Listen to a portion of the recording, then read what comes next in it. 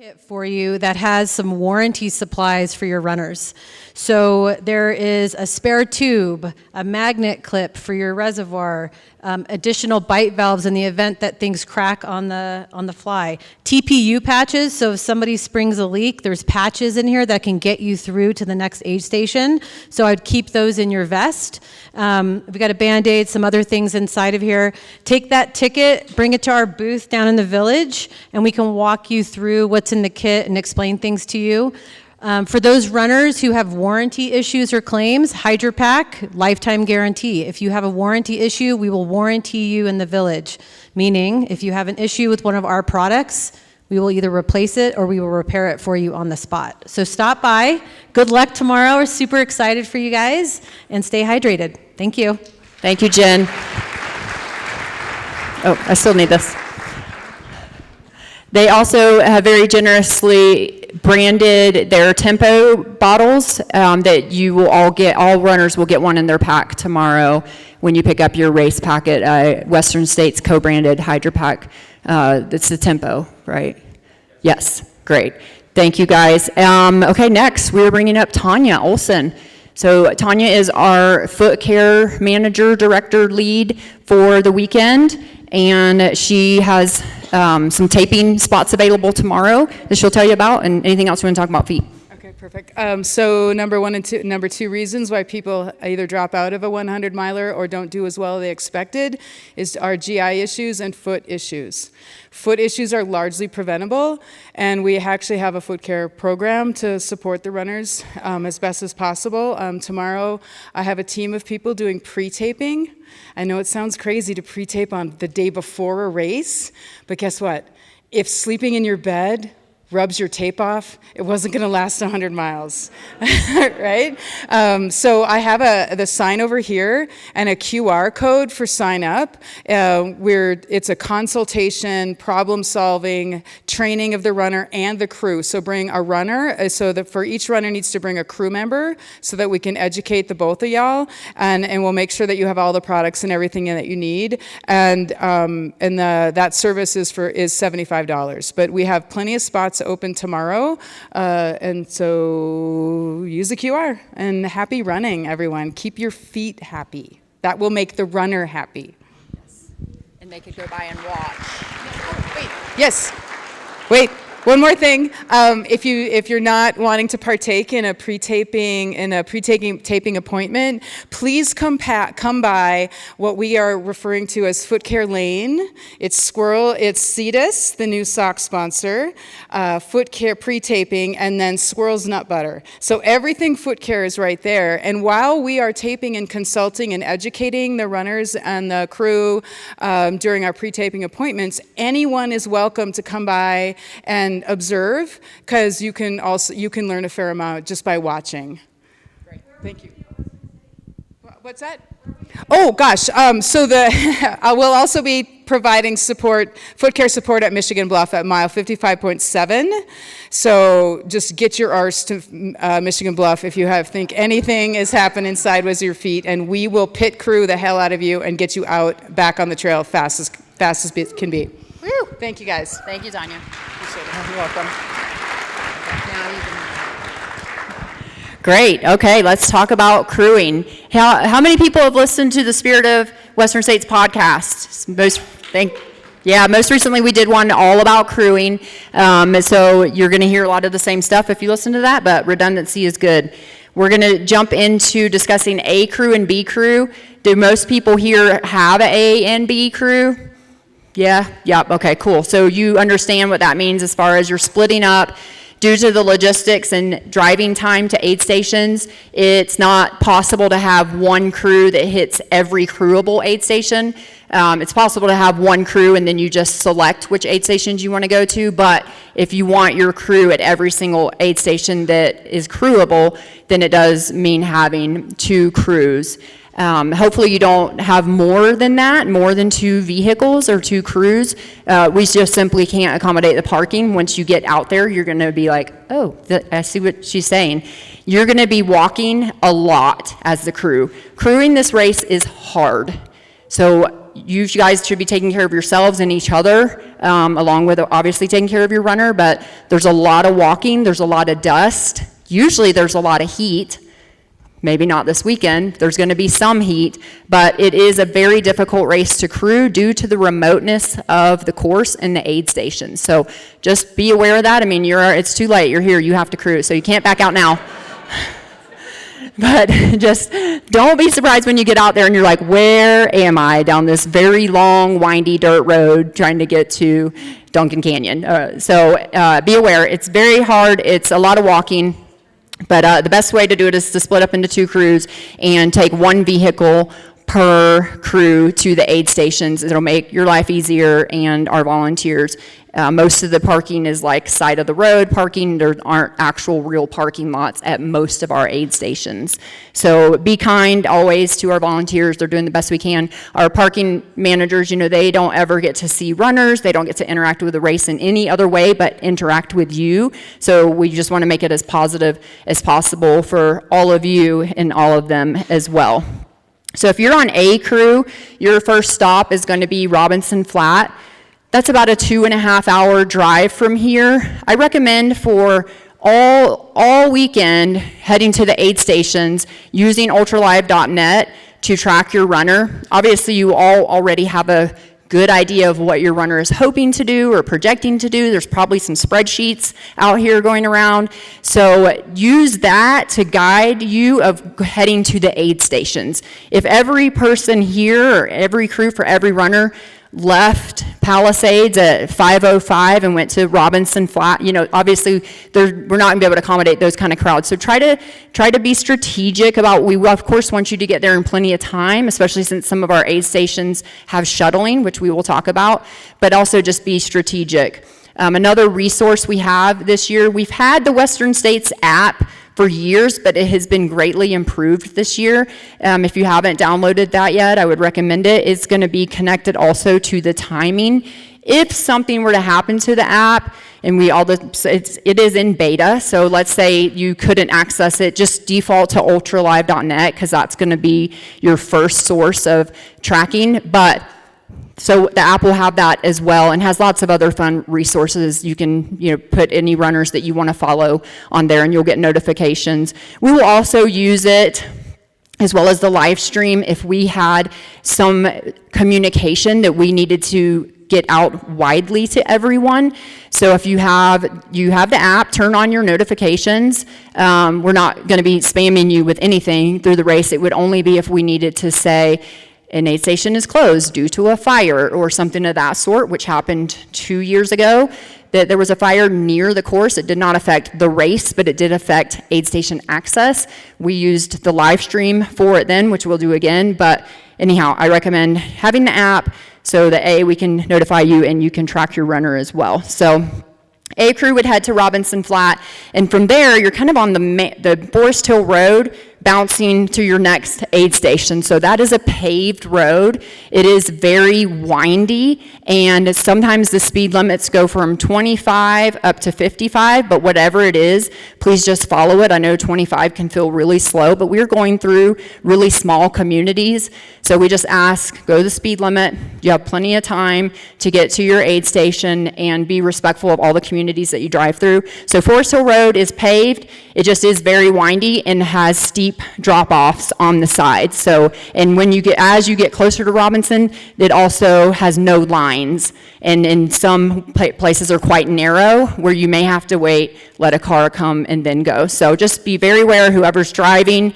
make sure that's all you're doing is driving, and you have somebody else maybe looking through the program or planning the next steps or what have you. So the driver needs to be awake and paying attention only to the driving. These roads can be super dangerous.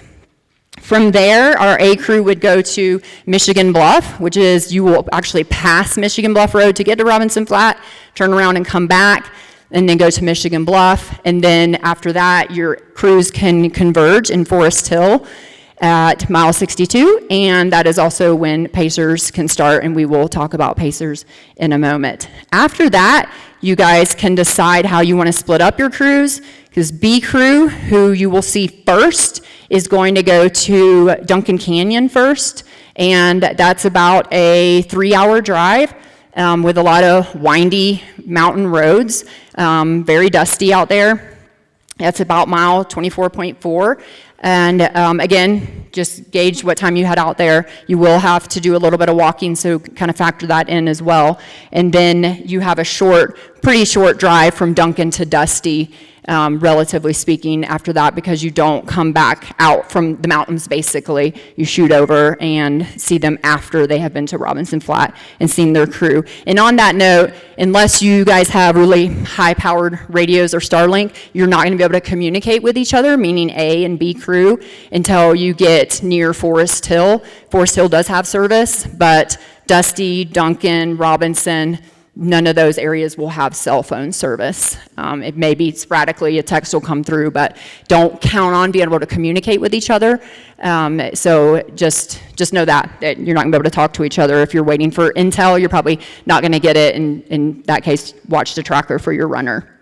And then after Forest Hill, you guys can decide who's going where after that. Your next crew spot would be the river, so Rucky Chucky Aid Station. That is going to require a shuttle ride down from Driver's Flat, which is a paved parking area off a paved road with very high speeds and sharp turns. So be really careful if you're in your vehicle near the road and getting out to walk over to the shuttles. And there's, depending on when you come through, if there's a line or not. Anybody here expecting to run faster than 17 hours? Great, you are not the problem children.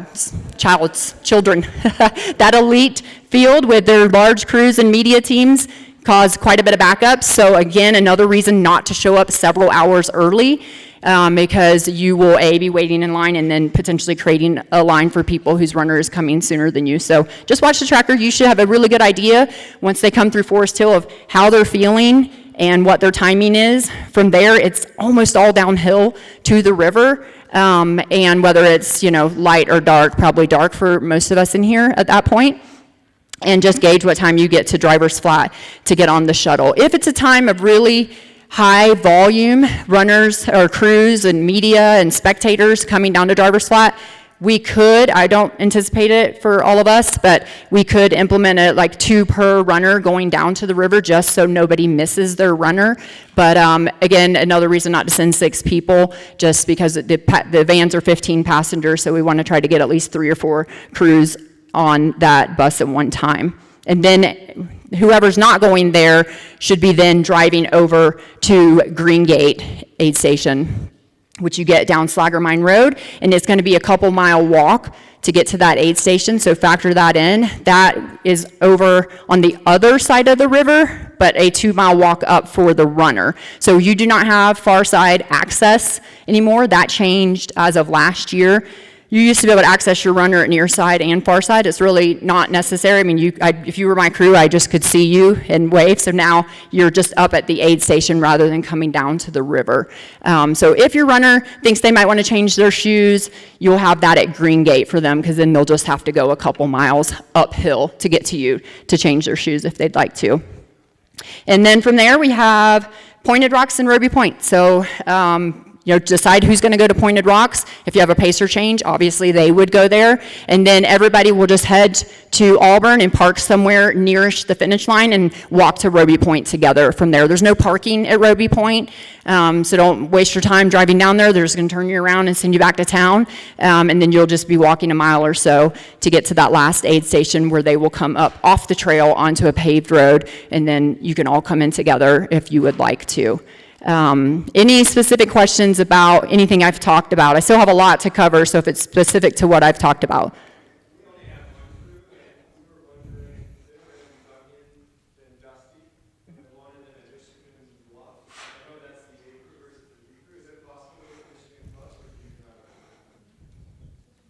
Yeah, okay, sorry, I thought you were about to talk. He was asking if they do one crew and they want to do Duncan, Dusty, Michigan. Absolutely, yep.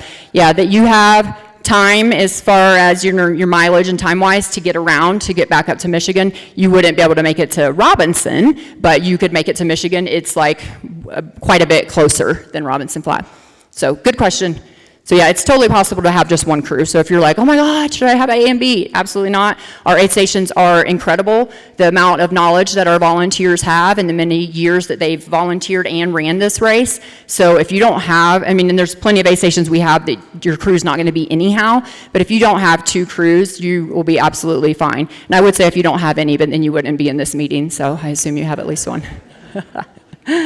All right, so most of you, I'm guessing, have already like mapped out some distances. I have that here as far as like time-wise, but if you haven't yet, and one tip also is putting the GPS coordinates, which are on our website, in your phones today or tomorrow before you leave Palisades on Saturday, so that you already have each aid station's GPS coordinates when you lose cell service. So that is a good tip. Like I said, on the website, under course, says GPX file, you can get the coordinates and plug it into your map app on your phone and save those, you know, Duncan, Dusty, et cetera, and that way you can, and download offline, that way you can use those and you're not getting lost out. Yeah, you definitely want to make sure to download those maps. Yeah, you gotta download it. No service. No service.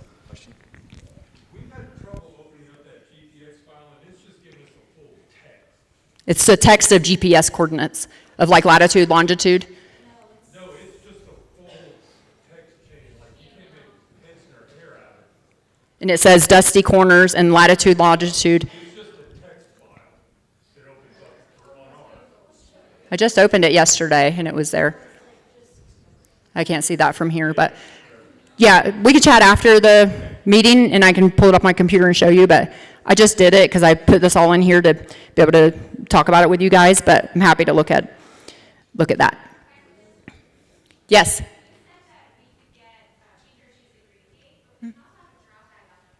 Yeah. Yep. Yeah. Yeah. Well, as far as drop bags go, since you brought it up, we could talk about drop bags. If you have any drop bags, make sure you have them over at our drop bag location. It's on the website on the map. I'll show you exactly where it goes. By 1 o'clock tomorrow, and if you decide to have drop bags, you can have one on the far side of the river with shoes. It's only 2 miles. Unless you're just not going to have crew at Green Gate, then sure, do that maybe. I didn't even change my shoes and it's so dry out that things do dry pretty quick. But if you would like shoes, you're not going to have somebody at Green Gate, it is an option to have a drop bag at the far side of the river. Make sure all those drop bags get dropped off tomorrow by 1. If they're not dropped off by 1, we cannot guarantee they will make it to the aid stations, because our aid stations are going to be coming to pick up at 1 o'clock tomorrow to get out, because a lot of them camp overnight tomorrow, especially our remote locations. Okay, we're going to talk about pacers. So pacers, we have multiple aid stations where you can switch pacers. Pacers can start in Forest Hill. The one exception to that is if your runner gets to Michigan Bluff after 8 p.m., or is leaving, I should say, the Michigan Bluff aid station, after 8 p.m., your pacer can start then. Before that, then they're going to start in Forest Hill. From there, you can change pacer at Nearside River, which is Rucky Chucky aid station, Green Gate, Pointed Rocks. Ruby Point doesn't quite count because you can all come in together, but those are your pacer changes. Unless you have a pacer that doesn't want to cross the river and one that does, I would suggest doing Forest Hill, Green Gate, rather than a pacer change at Nearside. But again, you guys can figure that out if somebody really wants to do the river and it's not the pacer that started in Forest Hill. Otherwise, the Forest Hill pacer just gets you that last 2 miles uphill to Green Gate, change your pacer there, and then again at Pointed Rocks, some people have a pacer, the same pacer all the way through, or no pacer at all. Make sure you're familiar with all the pacer rules. You would hate for something to happen with your pacer to cause any issues with your finish, like a DQ, such as any type of muling. Make sure your pacer is helping you stay on course, so they're paying attention to course markings, maybe even have the course file on their watch. We've had situations where pacers are in front of the runner and they take a wrong turn and the runner follows. So make sure if you are pacing, that you're also paying attention to where you're going and you know the course the best you can, or at least paying attention to our course markings, which are really, really good. and no muling, and there's, several other rules. Just read through the PACER rules, make sure you know them. They're in the program, and they're on the website. And also, I see you, we have PACER check-in tomorrow. So there'll be a tent over at the expo. Your PACERs need to sign in there. They're going to sign a waiver, and we have PACER bibs that are specific to you, the runner. So it has your bib number on it and says PACER. So it is really important that they check in. If they're not here and not coming, they can do that same process at Forest Hill. So any unpicked up PACER bibs tomorrow are going to be taken by our Forest Hill captain to that aid station, and they will be there with that aid station. So have your PACER pick it up in Forest Hill on Saturday if they don't do it tomorrow. Yes, ma'am. I'm sorry. I know, just for, a question came up, if they were going to bring that up at the top of the discussion, if they wanted to drop something with us, is that muling? If your runner wants to drop something up at Immigrant Pass, yeah, they really shouldn't be doing that. It's not an aid station. It's not a crewing station. Yeah. Thanks for asking. Okay. What time is PACER check-in Ends at, I think, 2 o'clock with the runner. Runner check-in stops at 1. So our crew briefing starts at 2, or not crew, runner briefing starts at 2. So probably 2. Yeah.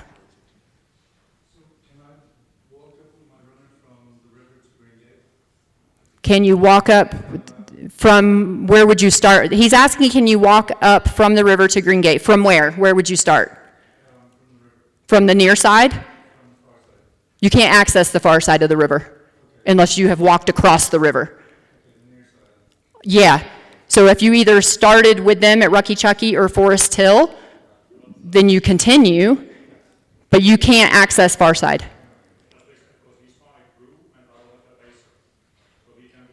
Crew cannot go down to far side of the river. Does that make sense? Crew cannot go to the far side of the river. You get to Green Gate, and you can crew 200 yards on either side of it, like you can at every other aid station.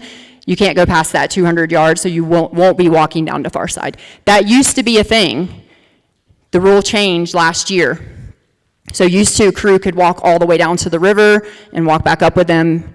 You now cannot leave the aid station. So on that point, 200 yards on either side of every aid station that you crew is where you can access a spot to crew your runner, and that's at every crewable aid station. The river is kind of not the same because the aid station's there and then there's the river, so you would be before the aid station. Okay, pacing, any other, or pacing or crew questions? Yeah?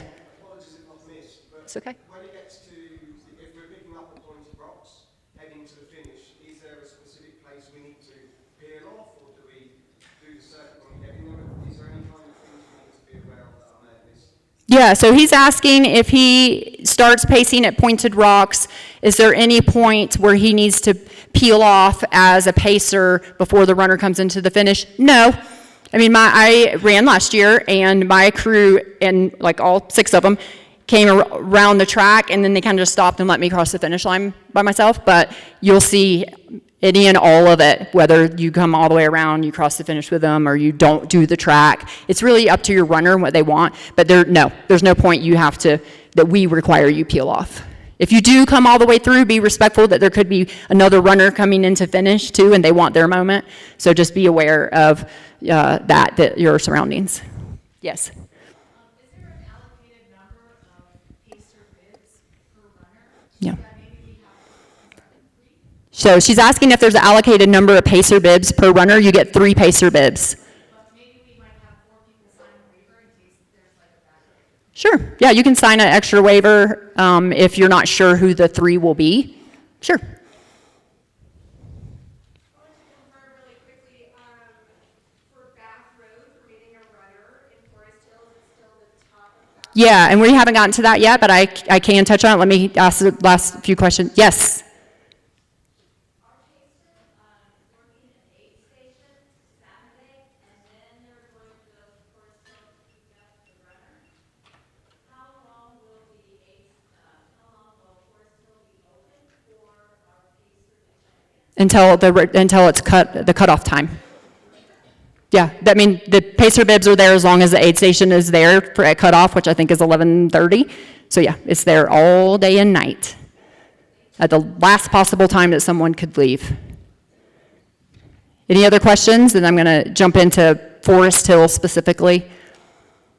Okay, so Forest Hill, as we all know, is about the 100K mark of the race, and Forest Hill is the name of a town, and that we basically take over for the weekend. Our aid station is at the elementary school there, but once you get there, you're going to see we spill over all the way through the community. It's a pretty heavy impact we have on the community, in some positive and some negative. Some of the businesses say it's the best, restaurants, the best weekend they have of the whole year. Residents that don't have a local business say that people pee in their yard. So just don't pee in the yard. We've added extra toilets all the way through town, so please use a porta potty, please use trash cans, don't leave your garbage. We have a team of what we're calling our Forest Hill ambassadors for the first time that we've implemented for this year. So they'll have the reflective vest on. They're going to be helping people park and be kind of a voice for the community, putting out no parking signs. So just like anywhere else in the race or in the world, just be respectful that we're in people's front yards and their communities. Forest Hill has tiny bit different rules than our other aid stations, meaning it's a lot more expansive room of where you could crew. So it goes beyond the 200 yards either direction of the aid station. So basically at the top of Bath Road is the road the runners are going to be coming up to turn left onto Forest Hill Road. So anywhere once they turn onto Forest Hill Road, all the way through town till the time they turn off Forest Hill Road onto Cal Street, you can crew from any of that area at one point. So we don't have a mobile crew station. You don't have a crew set up here and there.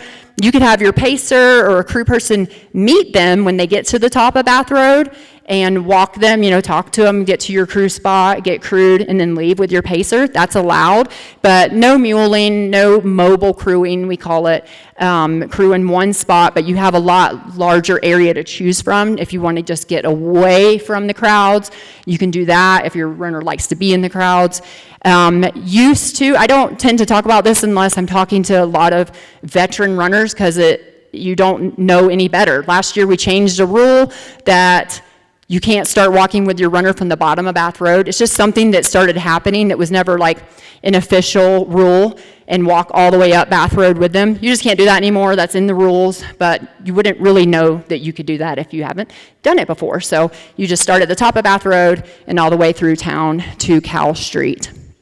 At Forest Hill, we're also it's just kind of laughable because we made this decision before we saw the weather, but for Forest Hill and Michigan Bluff, we have added kiddie pools with ice for dunking. And obviously we're having some unseasonable cool weather for the race this weekend, but it's still going to be hot, like relatively speaking to other places. So it's just going to be cool for Western states. So don't think that you shouldn't be cooling just because we're having our third coldest year ever in 53 years.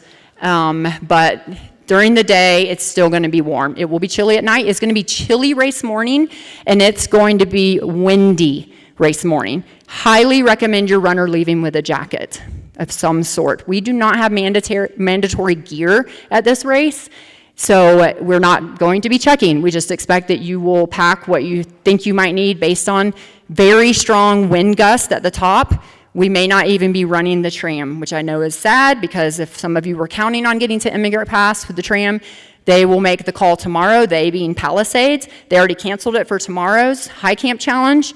So if you're doing high camp, you have to hike up and down.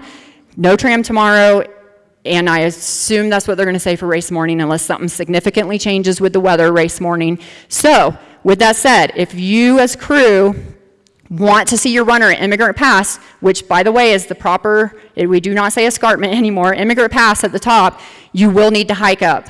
It's going to be the only way you can get there if they cancel the tram. We will make the announcement at the runner briefing tomorrow at 2 o'clock, but I would just start expecting that's what's going to happen based on what we see, and making sure that you have a layer or two in the high country because it's pretty exposed. Once you leave Immigrant Pass and you're going through the wilderness, you're on a ridge line a lot of the way, and they're going to be feeling that wind and cooler temperatures. Any questions about any of that I've said? Yes. Along those lines, so if crew A and B are at the start, is there any, I mean, unless we're doing like 14 hour or whatever, is there any issues with both of those crews being able to get to their respective stops? No, no, you mean okay, he asked. The second one is if they are running the tram and the crews go up to the top, does that create problems with the tram? Yeah, so he's asking, are there any time concerns if you're watching your runner start and then leaving, whether you're on A crew or B crew? No. If your runner is not running like in the elite field, like 17, 18 hour, I mean, and one great resource on the website too is looking at course record time splits, and you'll see like, oh, well, if the course record's not getting there till 9:30 in the morning, that's 4.5 hours after the start. My runner is certainly not getting there in 4.5 hours. So if it's a 2.5 hour drive to Robinson or Duncan, so I often refer to that chart just to kind of get an idea of when, middle of the pack or what have you, maybe get there. But no, so if you take the tram up, if the tram is running and you take the tram up and take it back down, you should still have plenty of time. If you're on the A crew and you're going up in the tram, I'd probably have the car packed. So, and be ready to go, because there could be, you may have to wait for 2 rounds of the tram to come down if everybody's trying to come down at once. So, but there shouldn't be any time concerns for you to be able to drive to where you're going from here, since the max drive time should be about 3 hours, and that's, the race starts at 5 and then they're just gone. So, any other question? Yeah. You mentioned ice briefly at Forest Hill, first time crew in Western States. Is there ice available for crews to use at all aid stations or just certain ice? Every aid station. Yeah, so we're going to get into some ice talk here in a little bit. I want to read, okay, so Rucky Chucky, aid station captain, sent me an email. Do not bring a cooler of ice to the river. Rucky Chucky aid station has plenty. This is near side, of course. We have hundreds of gallons of drinking water and thousands of pounds of ice available for all crews. The water is out in the public area in 10-gallon igloo coolers, and the ice is behind the volunteer kitchen with a sign that says ice is available, please ask. So that will make your lives easier of not having to pack a big cooler to carry in your lap down to the river. Plenty of ice and plenty of water to refill bottles down there. Okay, we talked a little bit about parking. I have another email to share from our parking manager at Sailor Flat. So Sailor Flat is one of the parking areas for Robinson Flat. So once we fill up, we'll send cars up to Robinson Flat until we max out, and then we'll start parking cars down at Sailor Flat, which is just this like pull off on the side of the road that we make into a parking area, and then you'll take a school bus up to Robinson Flat, mile and a half ride up. So if you're crewing or pacing a 26 to 29 hour runner, consider arriving a little later. We already talked about there. You don't need to get there and wait 5 to 6 hours for your runner. Wait down in Forest Hill, have some breakfast. There's a grocery store there if you need to get anything. Parking is first come, first serve. That's obvious. Do not pass each other or school buses on that road. So if you are behind a school bus and they're shuttling people up and you were able to go forward to park at Robinson Flat, just be patient. It's like less than a 1.5 mile ride, so it's not going to take you very long to get there. So no passing. Again, just listening to volunteer instructions. No passing shuttle buses. No passing each other. And stay with your cars. So if you're waiting in line to get up to the parking area, please don't get out of your cars, because we're trying to get you moving and want you to stay safe. Yeah, I think that was it for my parking. And if you're ready to talk about ice, the hot topic of ice, yes, go for it. Topic of ice. So just on average, again, I'm Todd Larson, the aid station coordinator for the race. I help put all the aid stations together. We have amazing captains. They are there to get your runner to the finish, okay? With that, I will say, you already heard Carrie say it, take care of yourselves as crew. You can't help your runner if you're not taking care of yourself. It's important. It's a long day. It's a long day for us, a long day for you guys. We start, Saturday morning really early. Just be mindful of that.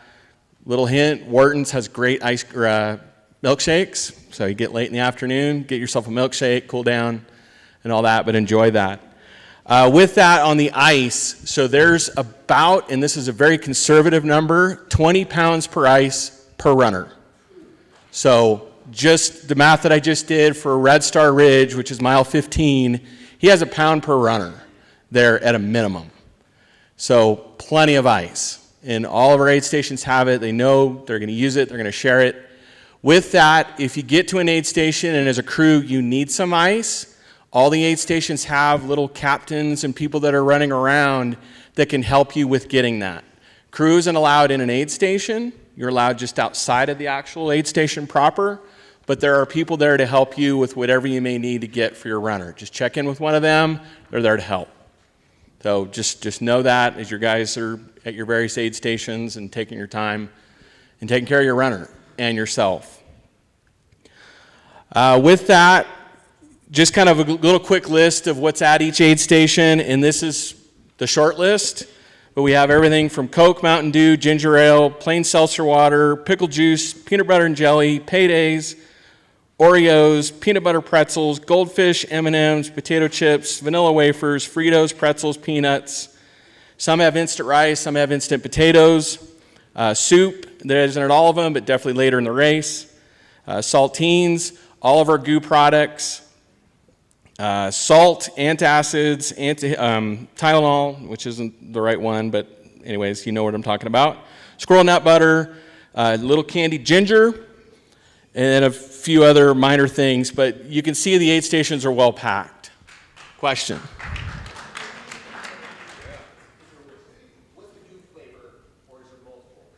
There is. So give me about a minute and I'll go through.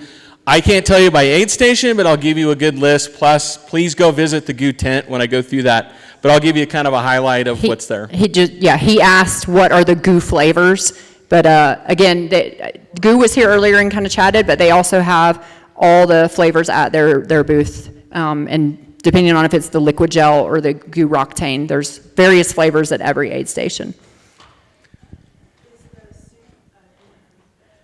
Is the soup gluten-free?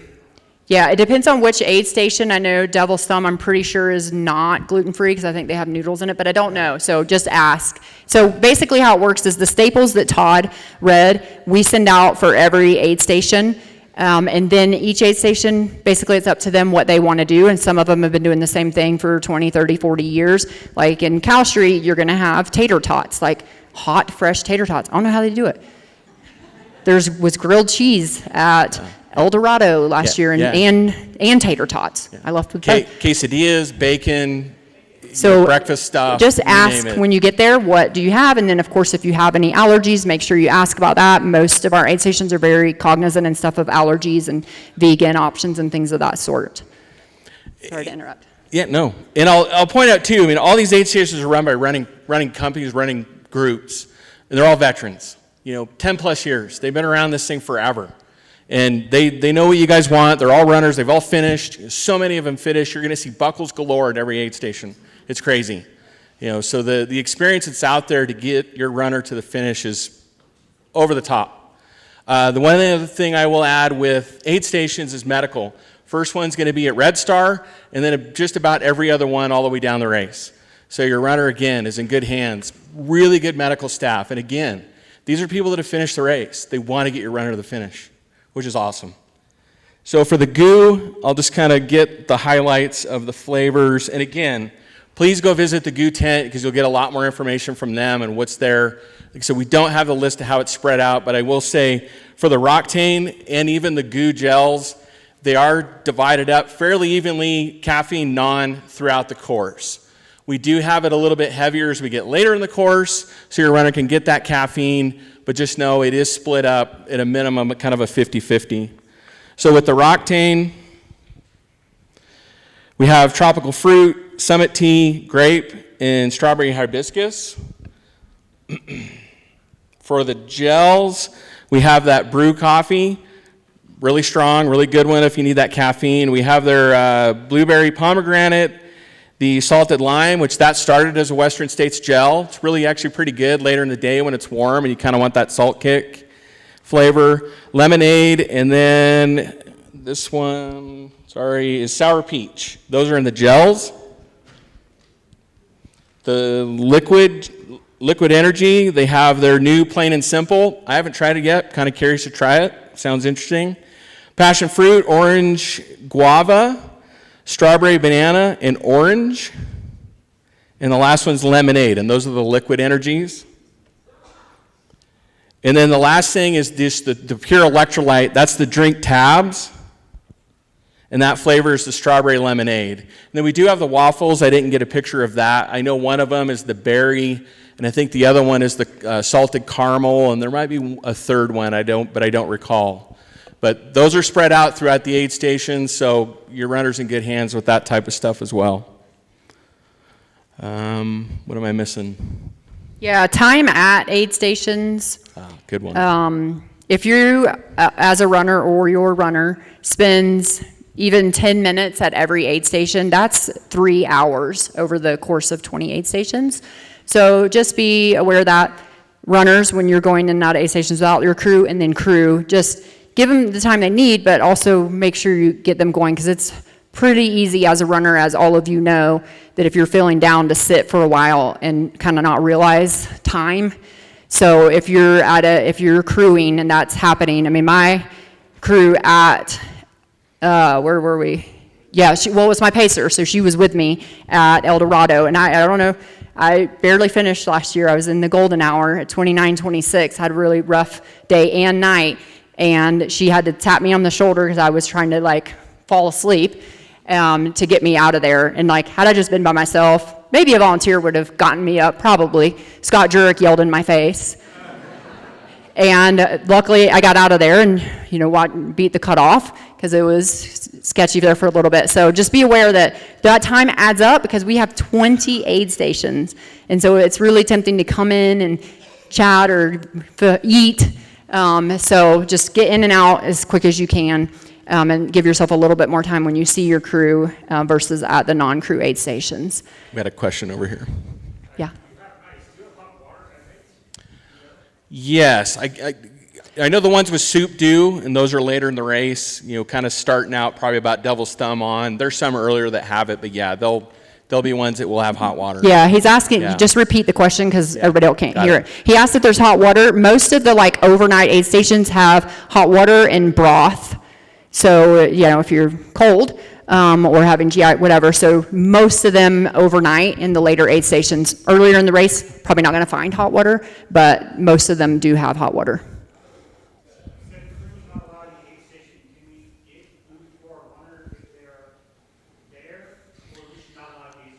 You just need to check in with one of the volunteers that's there. Say, hey, I'm Repeat trying to the get question. something for my runner.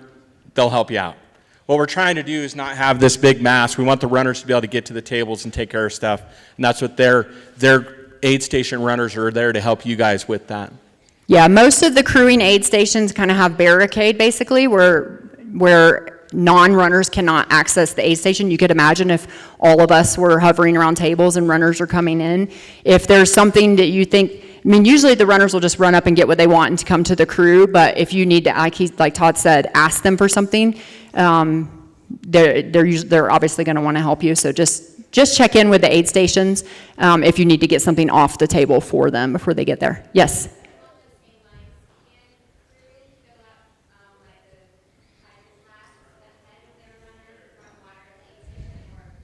She's asking if the crew can fill up their packs, their hydro flasks, prior to the runner coming in. Yes, again, just ask, hey, can I get some water or Roctane for my runner? Because again, for the most part, there's going to be some sort of scrim or barricade or tape off. So just, and sometimes they'll fill it for you and bring it back to you as well.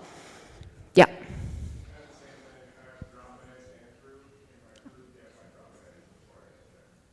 He's asking, can the crew get the drop bag? If he has a drop bag at a crewable aid station, can the crew get the drop bag? Again, yes. It's all just communication. Like our volunteers want to help all of you as much as they can. So if a crew, you're there ahead of your runner, just let the aid station know, hey, my runner has a drop bag. Can you grab it for me? You'll give them, they'll need to know your number. Obviously, that is labeled on your drop bag, and they can grab that for you. Yes? Can pacers use aid stations? Yes, they can. Yep, for food, drink, what have you. Anything else? Yep. At the river crossing, is there a waterproof bag for personal belongings? He's asking, do we provide waterproof bags for personal belongings? No, we don't. Yep. So you put it in the highest pocket, like if you have your phone or something, put it in a higher pocket, but also, obviously, there's no guarantee you're not going to get it wet. Depends on what time of day or night you go through the river. The height of the river changes. So it's not like I could tell you right now that it's hip deep, because it will depend on when you go through, and you could fall, and you could purposely want to dunk if you're coming through a hot time. But no, we don't have waterproof bags for your stuff. Any other questions? Yes. Yes, he asked if we have sunscreen. We have Tannery sunscreen at every aid station. They're our sunscreen sponsor. So yes, as a runner, if you come in and need sunscreen, let the aid stations know we have that. Bug spray, yep. Bug spray. First aid kit. She asked, are ticks a thing? I mean, they are a thing. Yeah. I didn't get a single tick last year. Yeah, and the trail has been recently trimmed, so you're not running through brush. But yes, is it possible that you get a tick over the 100 miles? Yes, I wouldn't say it's impossible, but it's not something we hear about very much. No. Maybe during trail work. And also, there should not be any concern for poison oak. I know that there's, it kind of becomes a kind of running joke between like the canyons and Western States Trail of poison oak, but we have done a tremendous amount of trimming.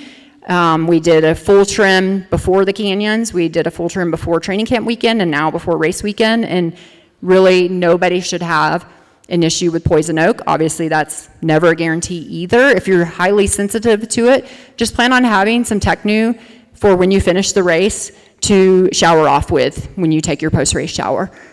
Just have that Technu on hand if you're highly sensitive to it, but we don't anticipate it being much of an issue because of all the trimming that's been done. And your gear. Use the Technu with your gear because it does spread. But yeah, with the fires that we've had, the poison oak's been a big issue, but the trail crew we have, over the top. They're taking care of it and getting it knocked down. The trail's ready. Yes. Did they talk about bees last time, or are you getting that from the podcast with John Trent talking about the African bees? He mentioned African bees at the pump, which is only an aid station during training camp. One year, they had some bees, and a runner came in and be like, those are those African bees, and ran off. And we're like, what? So I don't know if that's what you're referring to, if you heard that, but A, we don't go to that location for the race, and B, I don't know of any bee issues, and yeah, so no, I don't think that bees are a concern. Anything else? Okay, so everything pretty much we've talked about, most things are in this program and on the website. Page 6 has all the aid stations with whether you can access as crew, whether it's a pacer switch, whether there's drop bags, whether there's medical, and then it also has all those course record times I was telling you about, so you can get a gauge of how the fastest times that have gone through there that may come down this weekend, we'll see, and then also what you can expect for 24-hour and 30 runner. This is widely varies, but just kind of fun to see the different times and kind of gauge when your runner is. So that is on page 6. And it continues on to page 7 with describing each aid station like we just did. And then if you jump to pages 13 and 14, you're going to see more details about A crew and B crew. So that's in here. And like I said at the beginning of the talk, you get another one of these in the runner packet tomorrow. So if you guys are splitting up, you'll easily be able to have one in each vehicle since you only have 2 vehicles this weekend. Since you only have 2 vehicles, right?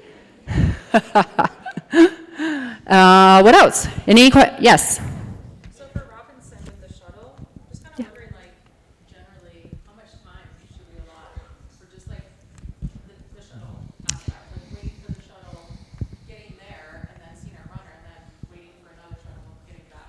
Yeah, so she asked for Robinson Flat specifically how much time you should allot to getting there, potentially having to ride a shuttle. It is not a guarantee that you will ride a shuttle at Robinson. It is a guarantee you will ride a shuttle at Rucky Chucky, just to clarify that. So if you get there at a time where there's parking available, you're gonna drive all the way up to Robinson. So to give you a time is really difficult because it varies so much about the time you get there. If you got lucky that 4 cars just left and you're able to go up top and park, then you don't have to factor in waiting for a shuttle. If you do, you may wait 5 minutes. I think the longest wait time, I don't want to jinx us, but we did really good last year. And the wait time for shuttles was pretty low all day, except for maybe the elites, and that's not us, so we're good. And so it was, I think they said 12 minutes was his longest shuttle wait time. I would probably give yourself more than 12 minutes.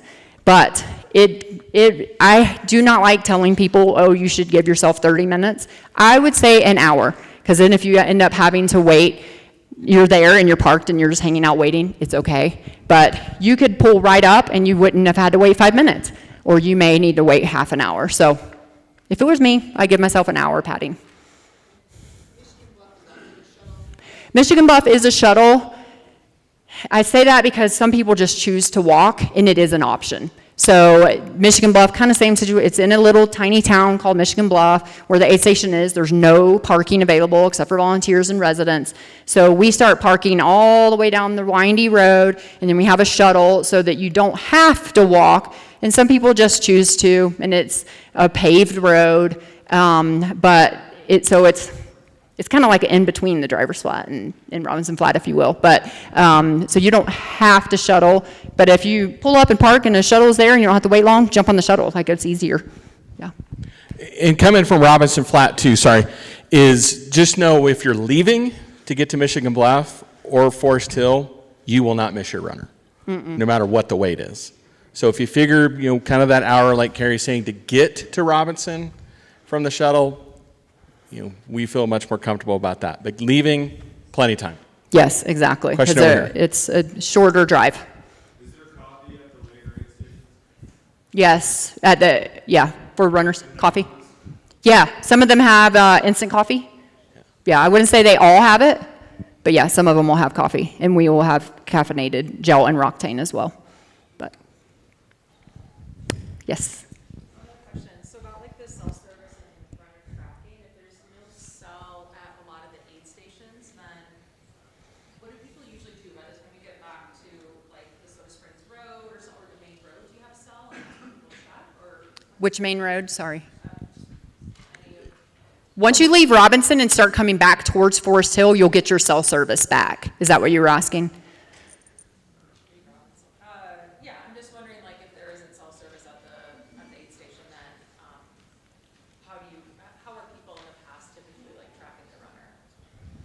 Like where do they meet up in Forest Hill and that's where you have cell? Yeah, Yes. so once you get to you'll still have service at Forest Hill, and by then you're gonna have a pretty good idea of where your runner is on the tracker, watching them through the first, because every aid station has a timing mat or timing wands, and then from there it's a 45, 50-minute drive up from Robinson, so you should have a pretty good idea by then before you start losing cell service of when to head up. The aid station volunteers, do they have any way of accessing that time, our runner's time? Yes, so we have ham radios, ham radio operators at most of our aid stations, and they have Starlinks and ham radios at their but we don't recommend all of the crews going up and asking where my runner is, because they're also dealing with they're dealing with drops, potential emergencies, things of that sort. So it's really on you to make sure you know before you leave cell service about where your runner is. And yeah, there's going to be a dead spot where you're not going to be able to check on them. And the Starlink is not available to all of you, or it would just go down and then we wouldn't have tracking at all. But it would only be if there was like a genuine concern for your runner that you would want to ask the aid station or ham radio operator where your runner is, not just for timing to get to aid stations.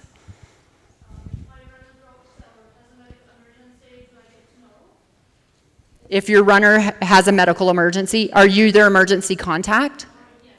Yeah, so every runner has to submit emergency contact. They're going to verify that contact when they check in tomorrow. And if somebody has a medical emergency, that's the first person we call, is that contact. Yeah. Yes.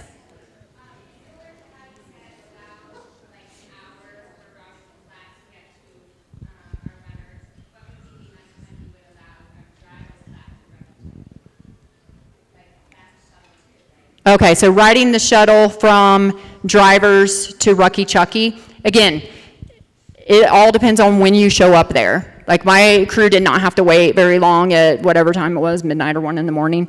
But 30 minutes, I mean, it's a 2.5 mile, very slow drive down. But yeah, probably 30 minutes to an hour. You will have cell service by that time and know about when your runner is getting there. So yeah, that's a really hard question. Every year people ask that, and it really just depends on where you are in the mix. And you can kind of tell that too by then if you're in a really crowded time or if it's pretty spread out by then. We have Andy Pasternak. Is he here?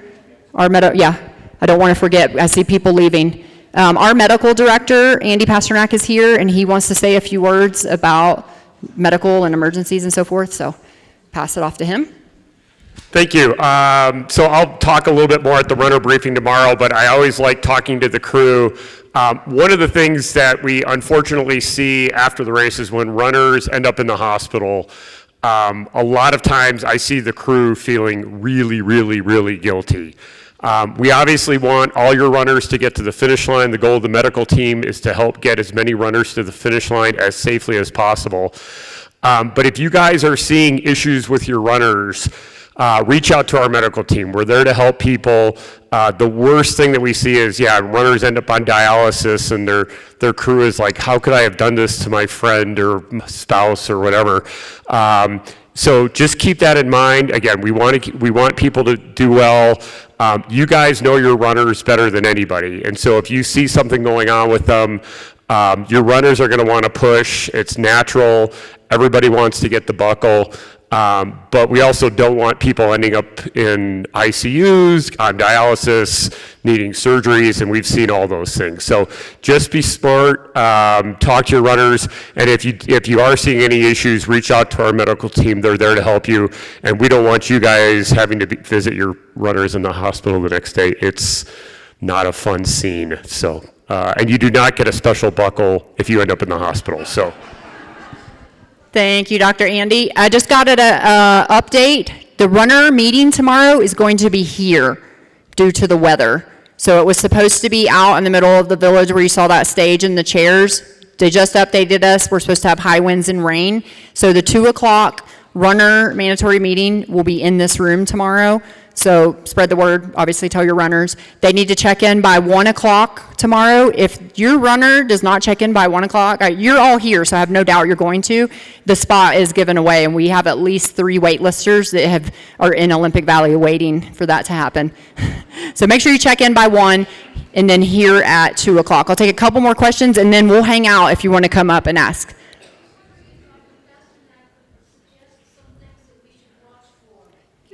She wants to know, is there anything crews can watch for their runners for potential hypernatremia or common issues? I think, so the first medical director, Dr. Bob Lind, used to have an expression of, he would look into the eyes of the runner and see if the soul has left their body.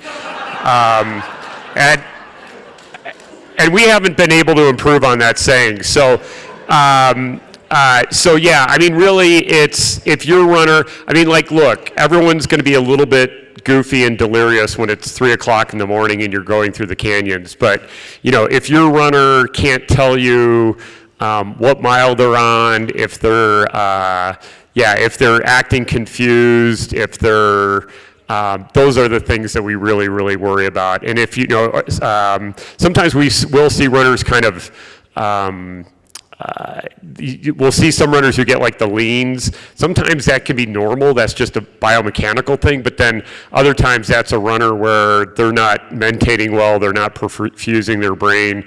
And so, yeah, if you see you're running, I would say probably the biggest things is if they're getting a little disoriented or if they're really slowing down, those are some of the things that we watch out for. Thank you. Anything else? All right, well, we wish all of you a huge success this weekend. We hope we see you at the track on Auburn. And yeah, have the best experience ever.